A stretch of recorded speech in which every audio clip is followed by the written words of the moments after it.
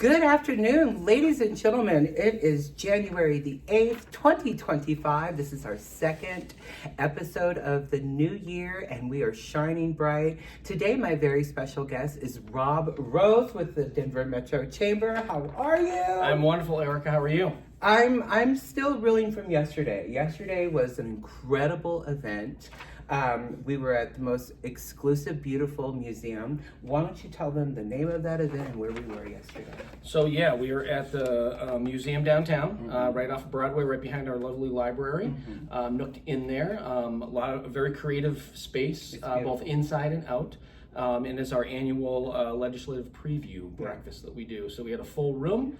Legislators on both sides of the aisle were coming together and telling us how this new year for them is going to be starting, and which they just started today, actually. It's the first day of the session. Yeah, it was an exciting event. Everybody was dressed to the nines, and all I have to say is the chamber knows how to put on a party, because it was exciting. Yes, it was a breakfast, but it was everybody just seeing each other for the first time in the new year. There was so much excitement, and you know, when we have those huge events that are so heavily attended, it just, everybody was looking yesterday. LinkedIn was blowing up yesterday. It was so good to see you, and you look beautiful, and it was great to catch up. And so all the movers and shakers of Denver were there for sure. They were, and Erica, believe it or not, that was just the tune-up for this week. I know. Because Friday, our biggest event of the year, Boots in Business, going to happen right down the street from the Chamber at the National Equity Stock Show and Complex, and we will have over 1,500 people in that facility. So yeah, we're very excited for that. I'm very excited. I'm ready. I'm going to be dressed like a cowgirl, and I get to put your liquor wristband on. Of all the jobs they gave me, Important job. Yes. This temperature this morning, oh my goodness, it was 9 degrees, and you really seen the city. I had to get up early. You really seen the city kind of just wake up today from a cold slumber, and we, like you said, we have so many upcoming events and fun things going on. The 15th, we have Leads Connect, so if you've not registered yet, definitely want to make sure you're getting on the calendar and seeing all the incredible events, 1445, Chamber in the City, all of the new exciting events starting up for the beginning quarter of 2025. We're just killing it. There's a special guest on the 15th, I think, There is? that's going to be heading up. I believe she's, if you look her up online, she's the queen of LinkedIn queen, I think. Believe her name. Oh wait, she's sitting right next to me here. It's Erica.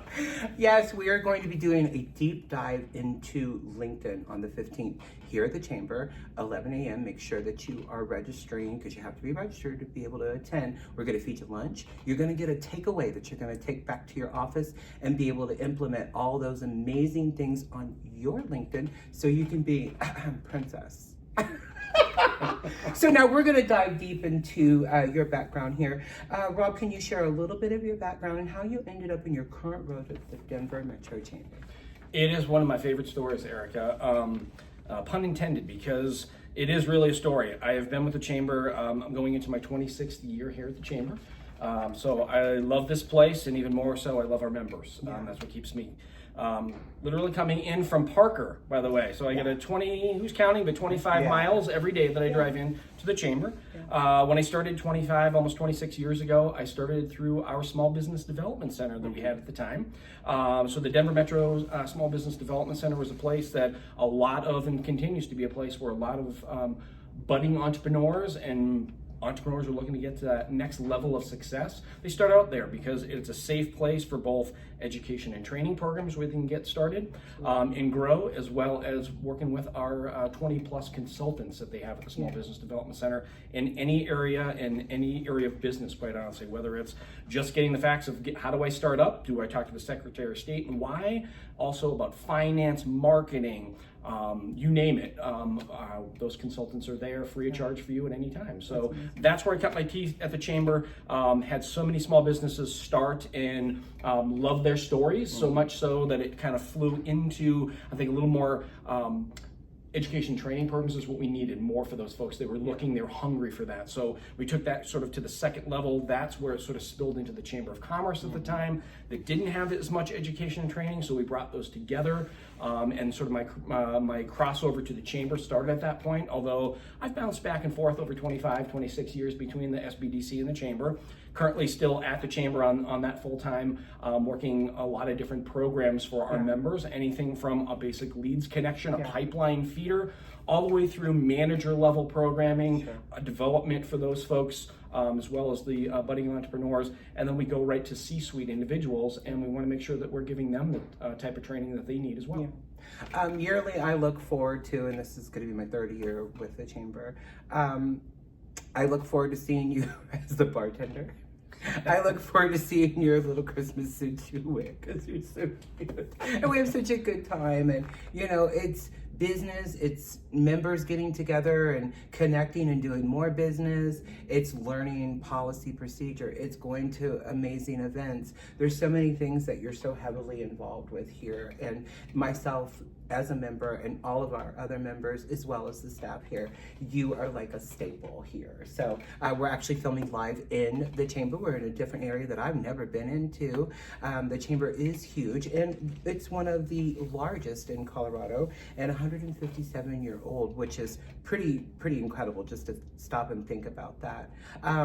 You can see the views behind us. We've got mountains in downtown, and it's just hustling and bustling, and there are incredible businesses, large and small, that all play a part in our day-to-day lives here, that are all connected to the chamber as well. So some of these businesses where you get a sandwich or drop your dry cleaning off, they're a member too, as well as Salesforce and some of the larger companies like First Bank, some of our amazing trustee companies. So it's really a hub of commerce and connection and communication, and I'm just simply in love with it here. And, I think all of y'all know that because you hear my fat mouth in the hallway all the time. What does the role of programs and engagement entail, and how do you see it impacting the chamber on the broader Denver business community of 2025? That's a great question, Arica. Honestly, the title of my title really gets buried in a lot of different things, quite honestly, as you can probably imagine. So engagement really means anything from a program, an event, which are two different things. A lot of people may think of that as one, but we try and educate our members in the business community. They're a little bit different, because if you're coming to an event, like we were mentioning earlier, the National Western is having that small little event of 1,500 people down there for Boots in Business, our annual event, well over 100 years. We've had that partnership with the National Western. But that's an event where you're going to see, again, almost a few thousand people at, where it is a few talking heads at the front of that. There's a lot of live entertainment that's going on, but most importantly, it is bringing together the agricultural business and the business of commerce, if you will, together. And that's what a lot of folks that are either moving into Colorado or have been in Colorado for years or their entire life don't realize the importance of bringing business of all different levels, big business, small business, and micro business together, to understand why that is important to put together. So that's why the chamber creates that relationship with the National Western. But what I do is I try and create those same type of relationships, whether you're coming to that event to then spill into, well, if you came to this event, why don't we have some of your staff members maybe keep involved? It's great that you're a chamber champion in coming to this every year, you sit on our board or other higher level positions, but these folks often have hundreds of staff members or one or two staff members that aren't taking advantage of the chamber membership, quite honestly. So we want, my role and our sales team and others here at the chamber, really everybody at the chamber, we want to make sure you get the most out of your chamber membership. How do you do that? You've got to participate, right? Absolutely. Like you were mentioning before, you were a great example of somebody that regular participant. That's why you're a chamber ambassador, right? Which helps me in a lot of ways, obviously, and make sure that our members are staying involved or getting involved that first step. Because again, someone may have signed, your boss may have signed you up for the chamber, but you didn't know what to do, so you come down for a chamber orientation, or you come to a leads connection, or whatever it may be, to get that first glimmer of, wow, this is something I can meet folks socially at and fill that void, as well as making sure that I get some pipeline filler through a program like Leads Connection, or being part of one of our chamber council groups, our development groups, you name it. We're trying to match you up with your time commitment that you have. It could be an hour, it could be unlimited hours in a month. but I want to make sure that I'm matching you up correctly with what you need, what you want, what your company wants, how we can grow you through your company through these programs that we offer at the Chamber. Absolutely. Who's been a mentor to you over the years of your involvement with the Chamber? Oh gosh, there are countless folks. I mean, being involved in a chamber like this, there's so many individuals that have come through this chamber over the years and still currently are involved in those. I mean, on the spot, the easiest one to come to all the time for me is, because he's a dear friend and has been a mentor for years, is Mr. Don Richards. We call him actually Mr. Chamber. I literally put a badge together for him that says Mr. Chamber, so sometimes you'll see him wearing that. But Don is the consummate professional. He is not just the friendliest guy you're ever going to want to meet. He greets you with a hearty handshake and a hug, but he also greets you with an openness of caring, listening, right, to you, what you want to talk about, what you need to get off your chest maybe a little bit, but also trying to figure out, wait, you talked about this, Arica, maybe you should belong to this council or committee that the Chamber has, or this program or this activity. And guess what? The other beautiful part about that is Don has done I always joke in the fact that Don has not done everything once, but he's done it twice, everything twice, because he's been around that long. So we had a great celebration for him last year for his 40th anniversary as a member here at the Chamber. That's incredible. An active member. So this is not just somebody that shows up every once in a while. This is somebody that you're going to see on a regular basis at the Chamber. So who would not want that individual, both personally and professionally, as your mentor? He's a stellar person, just a good guy and an open heart, just like you said. How does the Denver Metro Chamber work to engage with local businesses of varying size, from startup to large enterprises? Another great question, Arica. The chamber itself is well over 1,000 members, and those members range from, and you can look online, obviously, to see who those members are. It ranges from the mom and pop shops all the way through mid-tier companies that are growing and still growing, to those larger companies. When you talk about Skyline of Denver that we're looking at in front of us and behind us, they are the folks that also are involved in the chamber, because all that is a lifeblood, right? So 85% of our members are small business. Now, a couple different ways to look at small business. The easiest way, quite honestly, a lot of people look at small business, not the most accurate way, but our friends at the Small Business Administration may say anybody that has 500 staff members or less is a small business. Technically, we like to look at that around 100 staff members within the chamber. So we want to make sure that we're offering opportunities, programs, and activities for those type of individuals, but we also have to have the folks that are budding entrepreneurs and folks that are just getting started, cutting their teeth a little bit and wanting to grow. We have to have those types of programs as well. So it is a range of individuals, and that's what a chamber should offer, right? Is a range of activities. Not everybody is going to fit square peg into round hole. We're going to make sure there's plenty of opportunities, because you're going to have anywhere from a C-suite individual that wants to be involved and maybe board, our leadership foundation, our economic development corporation, but there's also opportunities in those same areas for folks that from those large companies or mid-sized companies that are mid-tier managers, supervisors, and so on. So need to make sure we have a home for them, because not only do we want them to grow within their organization, but we want to grow them personally as well, because they may not work at that place for 26 years. They may grow on and lead on to another organization as well. So training is huge. I like the education and the training and all of the many benefits that you get as a chamber member. And you might not think when you're joining that that's a part of it, but it is a big surprise that you get, because through the speaking engagements, and we have some of the most incredible high caliber speakers that come in, you're going to take away something that you can take back to your business and immediately implement, whether that's AI or cybersecurity or LinkedIn or skills that your office needs or lacking in.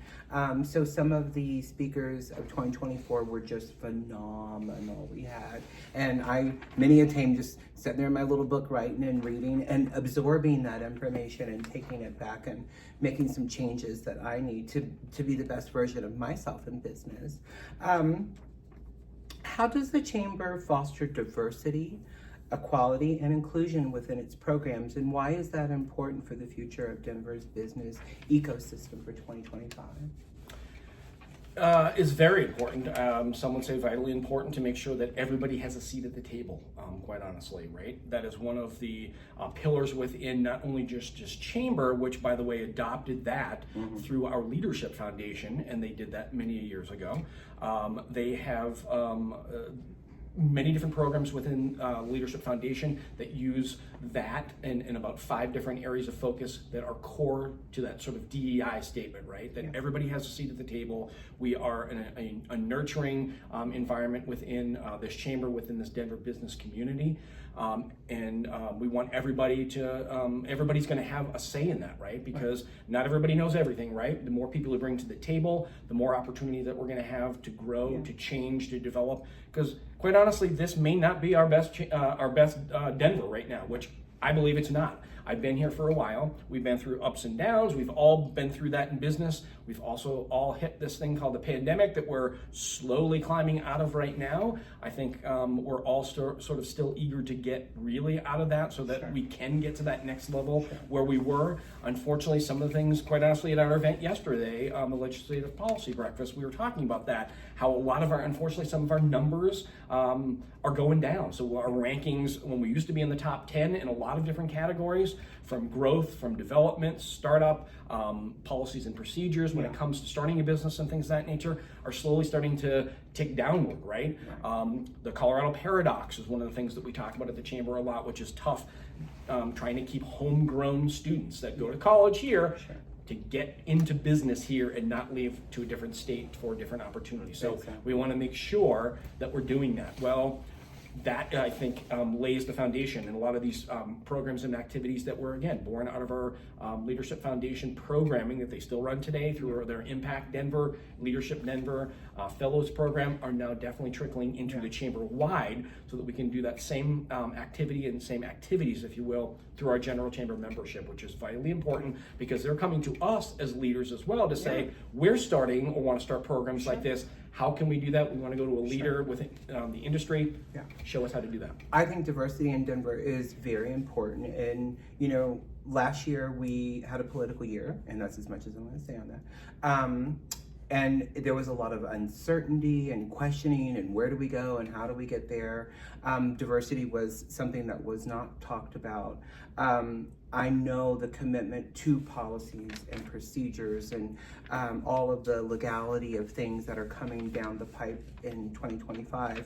I know that our chamber will be there at that courthouse, listening, weighing in, making sure that those arguments are met for all peoples and all businesses and all business owners here in the Denver metro area.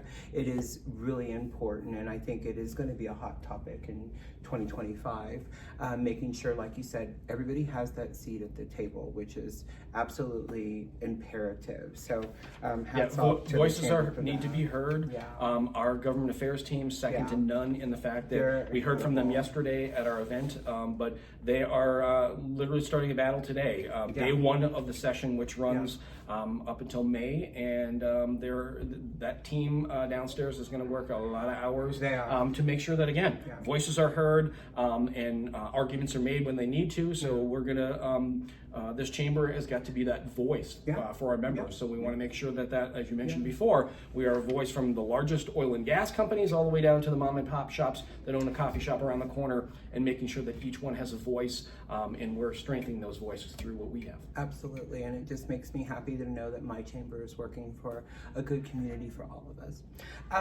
Let's switch gears a little bit, because this was something that a lot of people were interested in. Is there a podcast? Is there a piece of marketing or motivation or book that you weekly refer to that kind of just gives you that reset as far as absorbing that type of information weekly? Yeah, I would love to say I have one or two, Arica, that I would say this is my go-to. Harvard Business Review is probably the go-to that I go to on the most regular basis, if you will. I listen to podcasts through it. I read articles.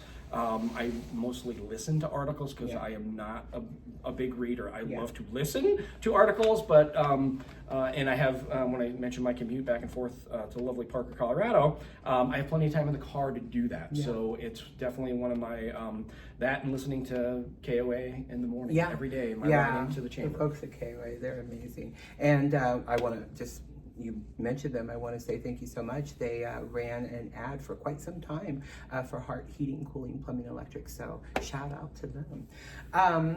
I really think that over the last 4 or 5 episodes, people are listening to movers, shakers, CEOs, business development, directors, things of that nature, to what is that positive piece of either motivation or education or continuing education that you're absorbing, because other entrepreneurs, CEOs, they need those tools and resources too to kind of get inspired on putting new things into their business, or how they do business, or how they communicate.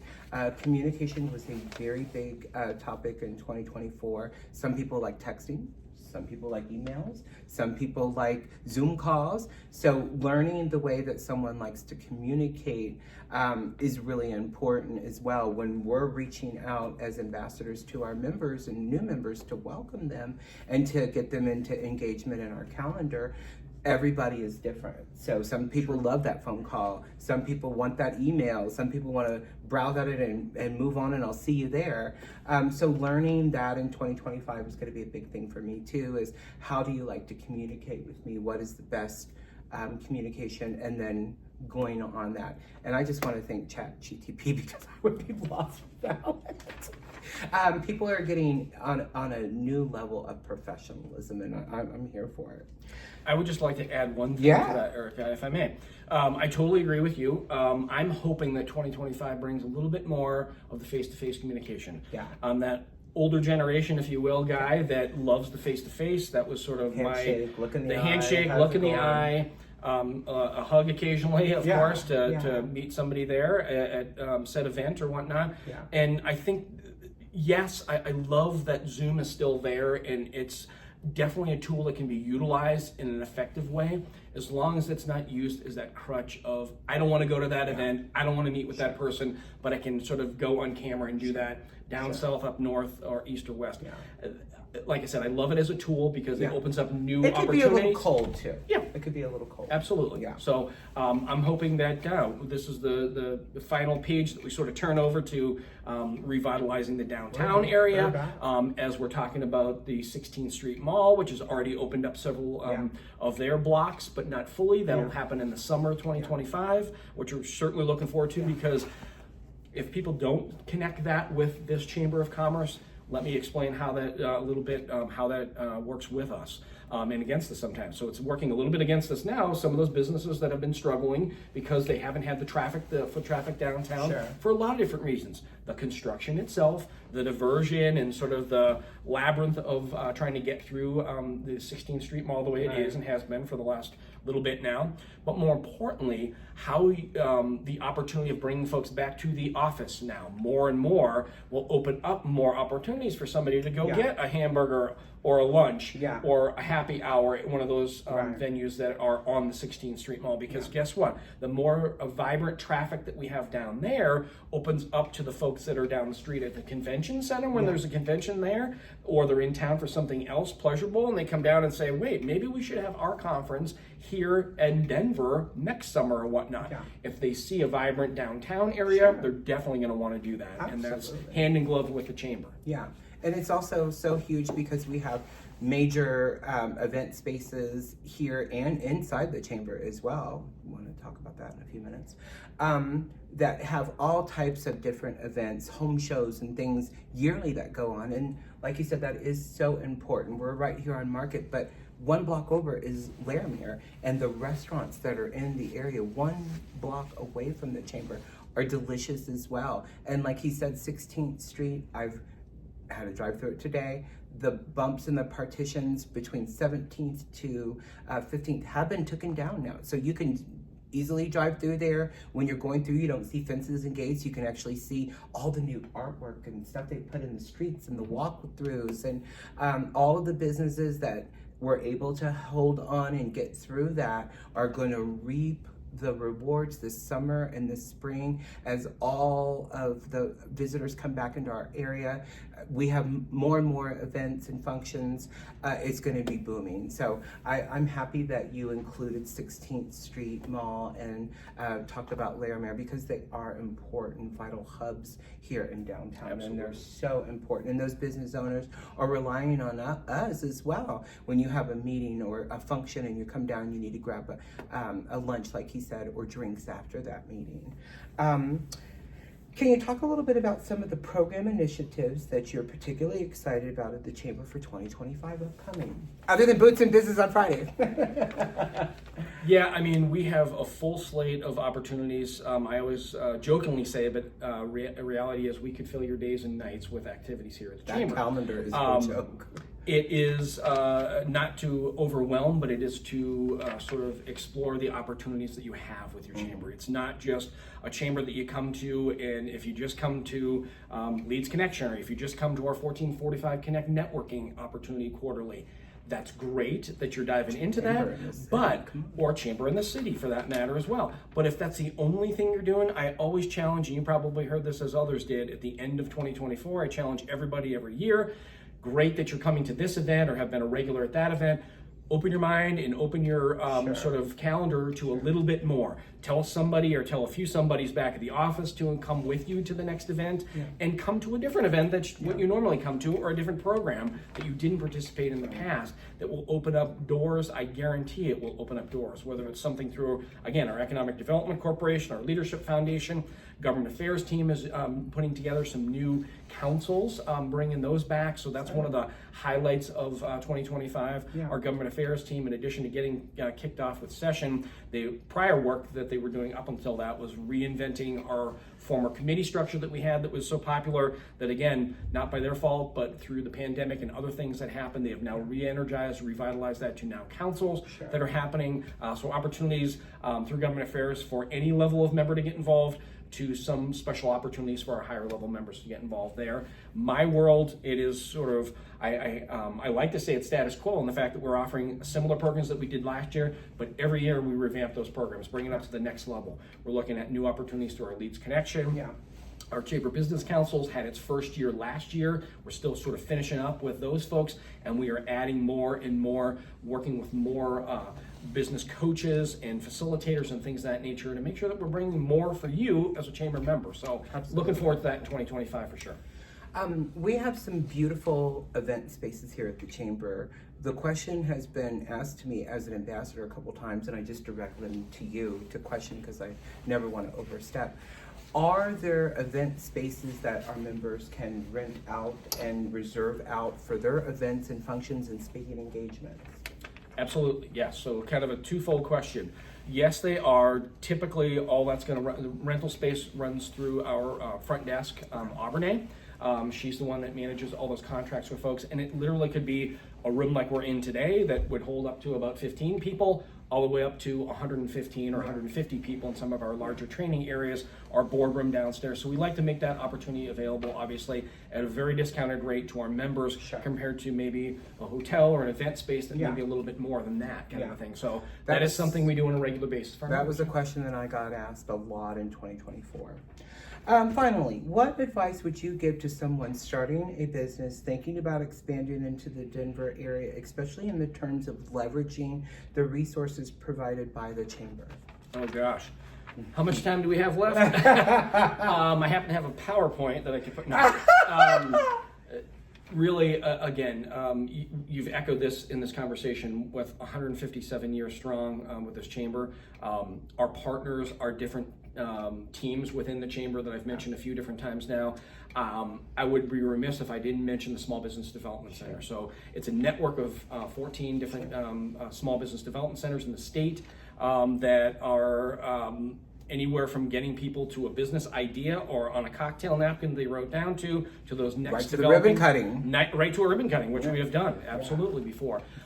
So that would probably be my first go-to depending upon if they're just starting a business and they're looking to expand. There's different ways through our Economic Development Corporation, because again, their simple task, quote unquote, is to make sure that they are bringing in the businesses within the state of Colorado, new businesses, but equally as important, they want to make sure that they are keeping the foundational businesses that started here in Colorado, to keep them here in Colorado and they don't move somewhere else. So really, cradle to grave is what we look at between the Small Business Development Center that has partnered in the past with our Economic Development Corporation. So those are the two fundamental building blocks, I think, whether you're a large business, mid-size, or a small business just getting started.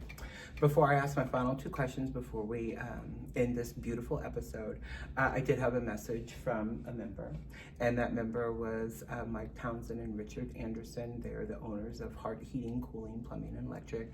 They wanted to say thank you for everything that the Chamber has done for their business, and we had an incredible 2024, and already 2025 has been amazing. So we are proud members, and we will continue to be members, and we know the value that our company is getting. We know the spotlight that Arica's always in under your tutelage, and they're grateful and thankful. They see all the good works and things that the Chamber does and what the spotlight it puts on our business as well. So they wanted me to send a special thank you. I thought that was so sweet. Well, we always love to hear that, but there's always a person or people behind those opportunities, right? To make sure that not only they're writing the check, if you will, to make sure that they have that opportunity to be a member and get involved, but it's literally the feet on the ground, folks like you and others from the organizations that are dedicated to making themselves better and raising the tide for their business and all businesses in the state. So, well, if you've watched this show, and thousands of you have, because these episodes are down to the thousands.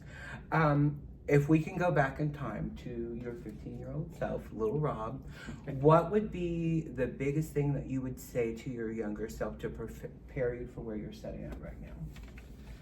Wow, I feel like that's a little bit of a loaded question, because when I walked into the Chamber, when I said I started with the Small Business Development Center back in the late 90s, I had no idea, absolutely zero idea what a Chamber of Commerce was, much less what I would be doing for a Chamber of Commerce. I had just finished college a few years prior. I thought I was going to be a golf pro, quite honestly. So I was an assistant golf pro coming into the business world. I did go to college for it. I had a degree that was in advertising and in public affairs.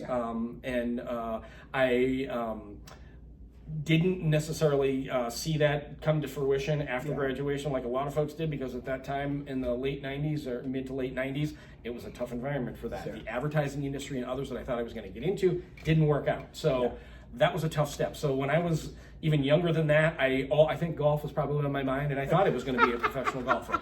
Didn't work out. I still love the game, and I got to teach it down to my son and my daughter as well, and they have fun with it. But yeah, I would tell myself, the easiest thing to do is spend more time on homework, take school a little more seriously for sure, and make sure you have fun, because if life isn't fun, it's nothing, right? Absolutely. You've got to have fun, whether I'm speaking to the choir over here, to the person sitting I next have a to blast. My life is amazing. So last question before we end our episode for today. If you go to your 65-year-old self, what would be the legacy that you want to leave? Well, 65-year-old is not too far away from me, Arica. You know what? It is so funny, because one of the most asked questions I get is, are you going to stay at the Chamber forever? Are you going to retire here? Well, maybe at 64, 65, I will still be here. I don't know. We'll see. I think, again, on the flip side of that, I would say, I hope that through my experience, the many thousands of people that I had the privilege of working with, and other thousands that I had the privilege to interact with through this Chamber, hopefully they saw me, Rob Rose, in a positive light for them, for their business. Totally. It was a positive opportunity for both of us, because I sure got a lot out of it. So hopefully, like I like to say all the time at the end of every email, I am at your service, and I mean that. So hopefully that's what they understand and believe in me. And remember, in my tagline, at your service.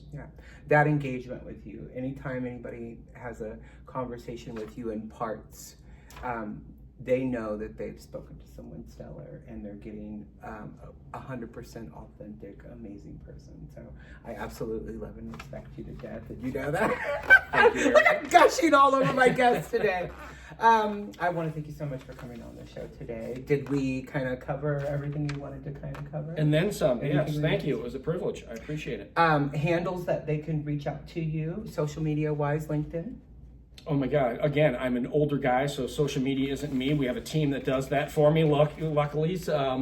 Email and phone is me. So rob.rose@denverchamber.org, and my direct line is 303-620-8045. Either way, you can get a hold of me. And Rob Rose on LinkedIn. Ladies and gentlemen, that's been our show today here at the Denver Business Beat podcast. Thank you so much for tuning in, and we will see you next week.